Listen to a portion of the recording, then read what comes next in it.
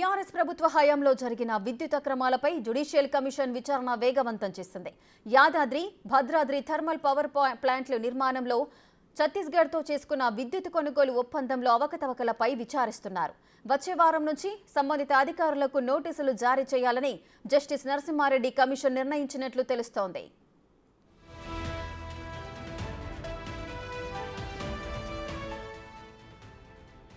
విచారణలో భాగంగా మాజీ ట్రాన్స్కో జెన్కో సీఎండీ ప్రభాకర్ రావును విచారణకు కమిషన్ పిలువనుంది. అప్పటి ప్రభుత్వంలో ట్రాన్స్కో జెన్కో డైరెక్టర్లను విచారణకు పిలువనున్నారు. మాజీ సీఎం కేసీఆర్, మాజీ మంత్రితో పాటు సంబంధిత అధికారులకు కమిషన్ లేఖలు లేదా అవసరమైతే సమన్లు జారీ చేయనున్నట్లుగా తెలుస్తోంది. కొనుగోళ్ల అంశంపై బహిరంగ విచారణ చేయనున్నట్లు జస్టిస్ ఎల్ నరసింహారెడ్డి తెలిపారు.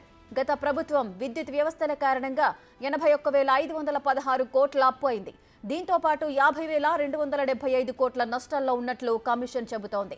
1000 మెగావాట్ల విద్యుత్ ఛత్తీస్గఢ్తో ఒప్పందం బిడ్డింగ్తో కాకుండా ఎంఓయూ ద్వారా జరగడం పలు అనుమానాలకు దారితీస్తోంది. దీనిపై కమిషన్ విచారణ చేయనుంది. అన్ని కోణాల్లోనూ విచారణ జరిపి ప్రభుత్వానికి 100 రోజుల్లో నివేదిక ఇచ్చేందుకు జస్టిస్ ఎల్ నరసింహారెడ్డి కమిషన్ ప్రణాళికలు సిద్ధం చేసుకుంటోంది.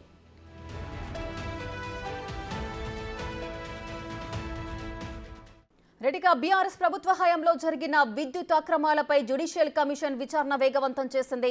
మరింత సమాచారం మా deputy bureau chief Sadiq live లో అందిస్తారు. సాదిక్, చెప్పండి, ఈ విద్యుత్ అక్రమాలపై జ్యుడిషియల్ కమిషన్ అయితే విచారణ వేగవంతం చేసినట్లుగా తెలుస్తోంది. అదేవిధంగా మాజీ సీఎం కేసీఆర్ కు, మాజీ మంత్రులకి కూడా సమన్లు జారీ చేసే అవకాశాలు ఉన్నట్లుగా కనిపిస్తోంది. ఏం జరుగుతోంది? ఏ విధంగా అప్రోచ్ అవబోతున్నారు? ఎస్ రేఖ, ఇప్పటికే ఎల్ నరసింహారెడ్డి కమిషన్ ఇప్పటికే అధికారులకు, అదేవిధంగా మాజీ అధికారులతో పాటుగా మాజీ సీఎండీగా ఉన్నటువంటి ప్రభాకర్ రావు, అదేవిధంగా రఘుమారెడ్డి, గోపాలరావులకు కూడా నోటీసులు జారీ చేసింది. అంతేకాకుండా గత ప్రభుత్వం అంటే పనిచేసినటువంటి అధికారులు కొంతమంది ఉన్నారు, డైరెక్టర్లు ఉన్నారు, వారందరికీ కూడా నోటీసులు జారీ చేసింది.